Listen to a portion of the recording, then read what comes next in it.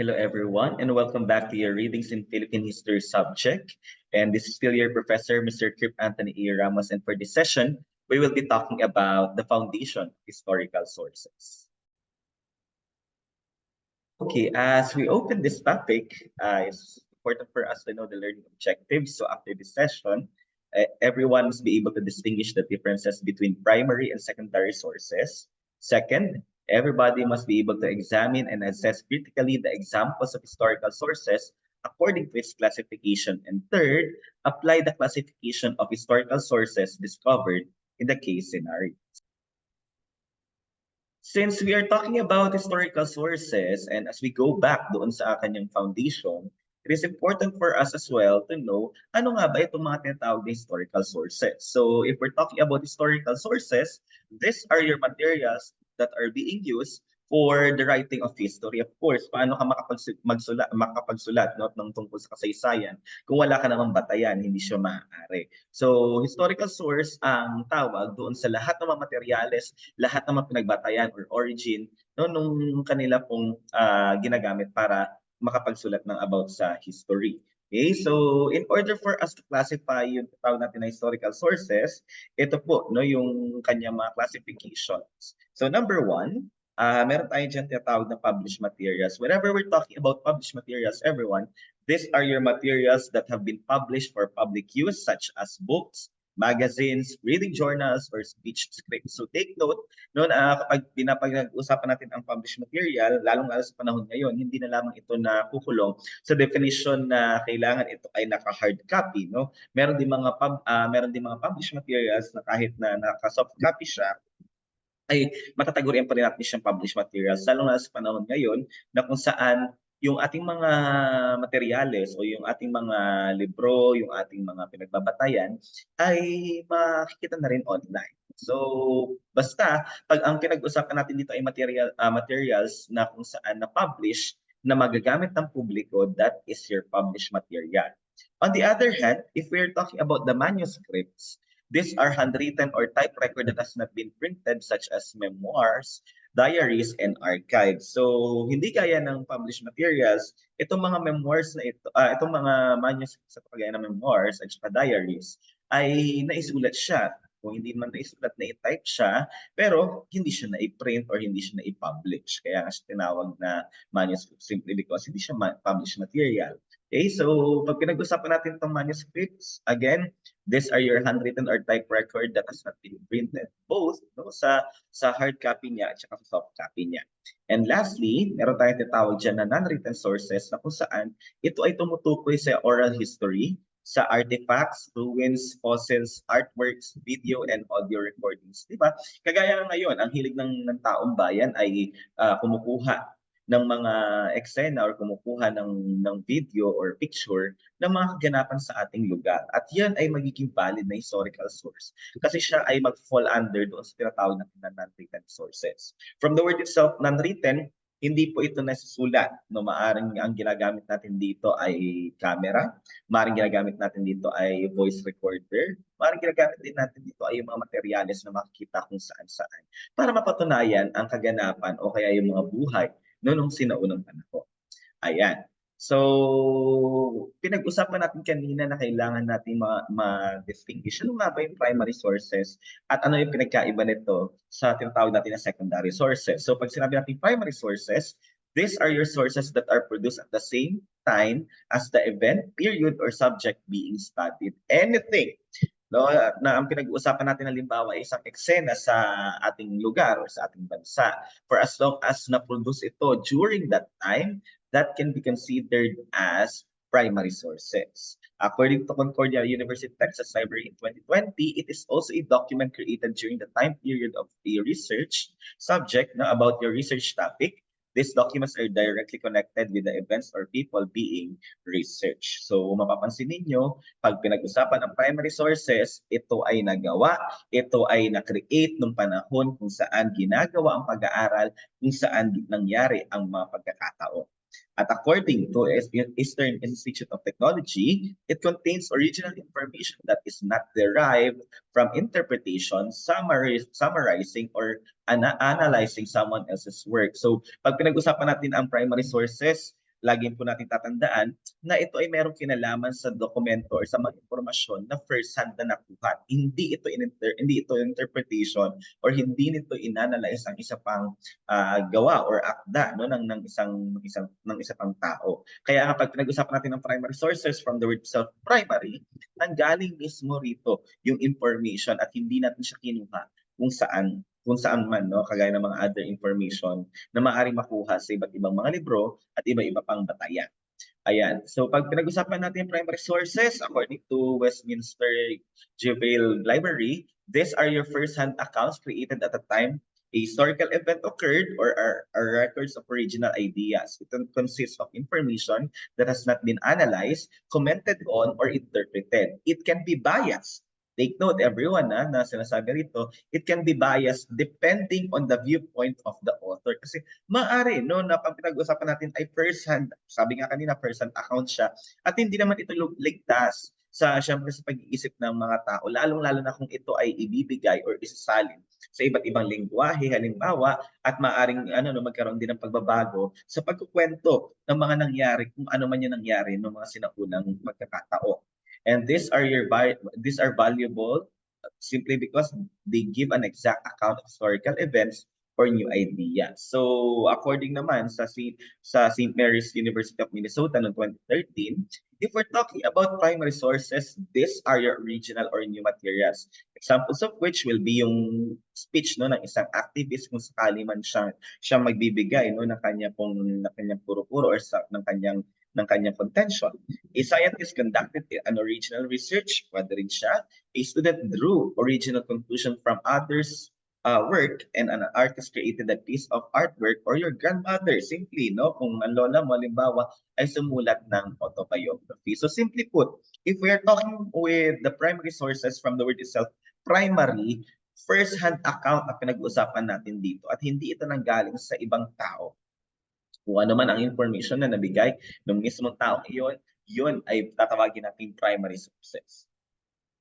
Ayan. At ito yung ilang sa mga halimbawa ng primary sources. So we have here the autobiographies and the memoirs, books or articles or news stories written at the time of the event. We also have the diaries and journals, the data and original research, speeches and interviews, letters and memos, government documents from a specific period, census statistics. Kung mapapansin ninyo, no, ito yung mapagkakataon na kumakatok yung PSA para tanungin ilan na kayo sa may bahay, ilan ang naninirahan mismo doon sa isang lugar. Ayan, yan yung census statistics. Ito po yung ilan sa mga halimbawa, yung organizational records from a time period, documentaries that rely on primary source materials, photographs, art, take note kailangan from a specific period kung kailan man yung pinag-usapan natin, maps with the same period, personal narratives, internet communications, and any of the above were printed, take note, in the original format and language. So kung tatanungin ninyo, paano po, sir, kung sakali halimbawang na-reprint ito pero itinranslate na, will that be a primary source? Siyempre, kagaya ng binabanggit dyan, hindi na po siya magiging primary source kasi kung ito ilalapas sa ibang lengguwahe, maaari magkaroon na siya ng ibang interpretation. Kaya nga papansin niyo, no, magandang example ay sa may Bible. Ang dami mga version ng paglilimbag ng may Biblia, may King James Version, and so on and so forth. At depende sa pagkaka-translate, maaaring magkaroon kasi ng pagkakaiba doon sa pagpapakahulugan ng mga bagay-bagay. Okay? So again, if you are to reprint it, kailangan naka-original format ito at walang pagbabago sa kanyang pong lengguwahe. Ayan, in order for us, syempre, no, to determine if something is a primary source, kailangan niya ang sagot sa lahat ng ito ay yes. Did the author create this research originally? Is the information an interpreted data or statistics? Is the source an original work, and did the information come from personal experience? If ang sagot dyan ay yes, automatic that is a primary source. Okay, so in order for us to analyze a primary source, lagi niya lamang tatandaan yung tinatawag po natin na CARS, no? Yung kanyang acronym, CARS. So CARS stands for credibility. If we're talking about credibility, no, it supports the capability of being trusted or believed. You are credible kung ikaw ay mapagkakatiwalaan. So kung ilalapat natin dito sa sitwasyon na limbawa ng mga sources, ito daw yung mga katanungan na sinasagot niya, no? How does the source know the information? Why would I believe this source over another? Is there sufficient evidence presented to make the argument valid? Ayan, no? So in order for us, mga kapatid, na maging capable of being trusted, kailangan credible tayo.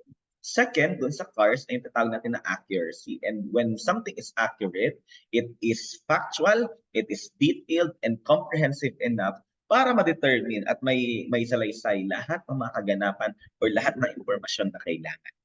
Reasonableness, it means fairness, objective, moderate, and consistent. So, reasonable siya the moment syempre na ito ay patas, no? Kagaya nga ng binabanggit ng isang ano no, ng isang network no, walang kinikilingan, walang pinoprotektahan, no, at walang kasinungalingan. Kung ano man ito, no, kung ano man ang nasabi, kailangan ito ay patas, objective, walang dagdag, walang bawas.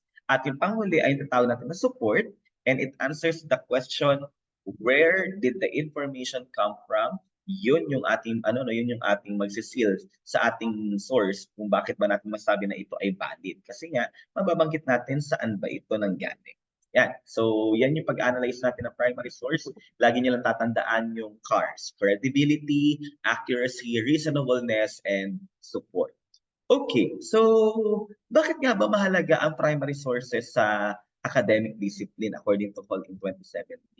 So una dyan, that the first reality is that contemporary learning theory has moved away from the concept of student as a passive receptacle of knowledge to one where the student is expected to be an active learner in an inquiry-based environment. Because gone were the days, mga kapatid, na ang mga estudyante ay oo lang. Siyempre no, ngayon sa panahon ngayon, kaya kagaya mong nanonood sa aking sa aking video, if we are talking about being a student, matalino ka na, no? Kaya ka nga nag-aaral yun, kaya ka nga nanonood sa video ni Sir ngayon, ano? Kasi gusto mo na magkaroon ng ideya, no? At gusto mo magkaroon ng dagdag kaalaman kasi nga hindi ka na umuo o tinitignan mo na yung mga bagay-bagay. Kaya nga nagiging active kayo pagdating halimbawa sa mga discussion. Bakit? Kasi nagtatanong kayo eh, totoo ba to o hindi totoo? Ayan. So, yan yung unang realidad. At ang ikalawang realidad na kami, no, bilang mga educator, kagaya ng mga kapwa ko ring guro at mga profesor na nanonood ngayon, is that ang mga estudyante po natin ay hindi na po kagaya noon na kung saan wala silang alam. Ang mga estudyante na ngayon, kagaya rin ng ilan sa mga manonood ni Sir Krippe, no, ay maraming pagkakataon para makapag-access sa iba't ibang mga information. Kagaya halimbawa, no, dati-rati hirap na hirap kumuha ng impormasyon tungkol halimbawa sa kung may pasok o wala dahil may bagyo. Pero ngayon, ang dali na, pupunta ka lang sa social media, pupunta ka lang sa pupunta ka lang sa website ng isang government agency, and then there you go. You will have the information that you need. Kagaya rin ng kapag sa mga estudyante natin diyan na nagtitesis o kaya nag-research, the moment halimbawa na maghanap kayo ng sources, ang dali na ngayon humanap no sa ating internet. Punta ka lang sa Google Scholar, no, at mag-search ka ng iba't ibang mga articles, and there you go. You will have amounts of information na siya makapagsabi at makakatulong sa ating mga estudyante bilang maging isang matalinong estudyante rin. Okay? Ayan, iyon yung sinasabi ni Hall no 2017. Okay. So saan nga po ba nilalagay yung ating mga primary sources dito sa Pilipinas? So ito yung mga ilan sa pinaglalagyan. Yung tinatawag natin na National Archives. So the National Archives, people, it is the home of 60 million documents from the centuries of Spanish rule in the Philippines, the American and Japanese occupations, as well as the years of the Republic. Second, we have the National Museum. It is a trust the government. It is also an educational, scientific, and cultural institution that acquires documents, preserves, exhibits, and fosters scholarly study. No, dito niyo rin makikita no si Lolo, kung mapapansin niyo yung pinakamahaba raw na crocodile sa Pilipinas noon. So, ang dami dito sa may National Museum, kung pupunta ka sa may Maynila, no, makikita mo rito yung iba't ibang mga na-preserve na mga documents, no, maaring kahit mga artifacts, nandiyan din sila. At yung panghuli ay National Library, and it was first established as the Museo Biblioteca de Filipinas through a royal decree on August 12, 1887. Ayan. So in Spanish, library is biblioteca, everyone. Okay? Kaya siya tinawag na Museo Biblioteca de Filipinas. Okay. So we are through with the primary sources. Now, we'll proceed with what we call as the secondary sources. So secondary sources are sources which were produced by an author who used primary sources to produce the material. It is, kung kanina ang primary sources daw ay nagawa ng mismong event or mismong panahon kung saan nagawa or naganap yung mga pangyayari, itong secondary sources ay magaganap or kinreate at a later time period. So itong mga document na ito ay meron pang pinagbatayang ibang dokumento kung bakit nila or paano nila na-create yung document na tinatawag na secondary source. Okay? And these are works that has been based on primary or other secondary sources, and they are usually an interpretation, a summary, an analysis, or a review. Okay?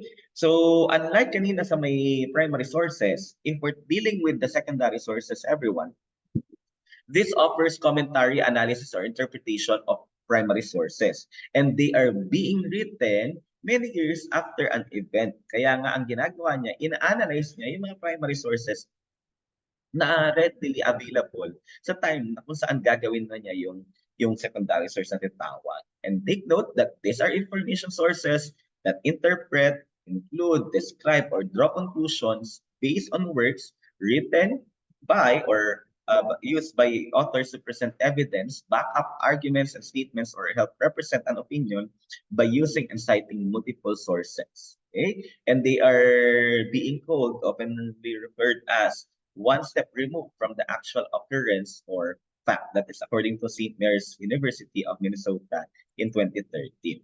So some example of which will be our encyclopedias, your chronologies, biographies, ayan, no, but, monographs, which is a specialized book or article, most journal articles, and most published books. So take note, ang qualification lang dyan ay isa, no, unless written at the time of the event. Okay? So kung ito ay na-create nung time na kung saan nagaganap yung pag-aaral or nagaganap yung event na pinag-usapan natin, syempre, yan, no? Ayan ay matuturing na primary source. Pero kapag hindi siya nasulat nung time ng event na yun, syempre it will fall under your secondary sources.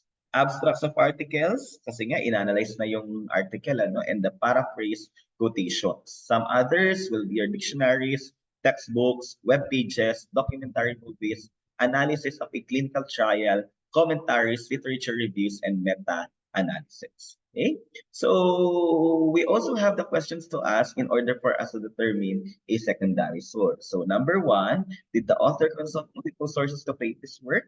Number two, is this information an interpretation or paraphrasing of another author's work? Number three, did the information come from secondhand reporting? And number four, is the source a textbook review or commentary? If your answer for those questions will be yes, automatic, that is a secondary source. Okay? Now, what is the reason kung bakit natin ginagamit ang mga secondary source? Meron naman na tayong mga primary sources. So, it has been said that secondary sources, everyone, are best for uncovering the background or historical information about a topic and broadening your understanding of a topic by exposing you to others' perspectives, interpretations, and conclusions. However, it is better to critique an original information source or primary source if you plan to reference it in your work. Kaya nga kung mapapansin ninyo, no, kung gumagawa ka ng isang research, nagkakaroon kayo ng review of related literatures and studies. Bakit daw po? It's simply because gusto mo magkaroon muna ng understanding sa sa yung topic na pinag-uusapan para later on hindi ka na mahihirapan sa pag-draw mo ng conclusion and even ng interpretation. And that's it for our discussion about the foundation of historical sources. Let me also grab this opportunity to thank you for, of course, for watching this video, and I hope to see you all on the succeeding sessions of our discussions about the subject readings in Philippine history. Thank you very much, everyone, and I'll see you on the succeeding sessions for your subject RP.